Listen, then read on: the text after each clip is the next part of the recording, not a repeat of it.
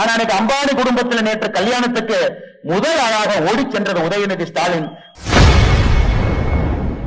பாஜக கட்சி அம்பானிக்கு ஆதரவு என்று கூறும் உதயநிதி ஸ்டாலின் தற்போது அம்பானி வீடு திருமணத்தை முதல் ஆளாக உதயநிதி கலந்து கொண்டு உள்ளதாக பாஜக மாநில தலைவர் அண்ணாமலை விமர்சித்துள்ளார். பாஜக கட்சி விமர்சனம் செய்யக்கூடிய முதலமைச்சர் ஸ்டாலின் அவர்கள், உதயநிதி ஸ்டாலின் அவர்கள் என்ன சொல்லுவாங்கன்னா, பிஜேபி கட்சி அம்பானி அதானிக்கான கட்சி, அவர்களுக்காக ஆட்சி பண்றதா 2024 தேர்தல் முழுவதுமே பரப்புரை செய்தார்.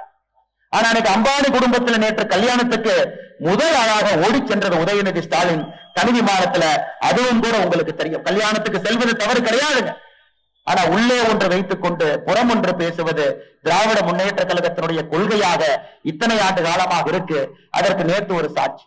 போன வாரம் அதானி அவர்கள் தமிழகத்திற்கு வந்தார். 3 மணி நேரம் மட்டும் தமிழகத்தில் இருந்தார். அவரை முறையாக யாரை சந்தித்திருக்க வேண்டும்? முதலமைச்சரை சந்திச்சிருந்தார் நியாயம், தலைமைச் செயலாளரை சந்திச்சிருந்தார் நியாயம், முதலமைச்சருடைய பிரதிநிதியாக ஒரு மூத்த அமைச்சரை சந்தித்திருந்தால் நியாயம்.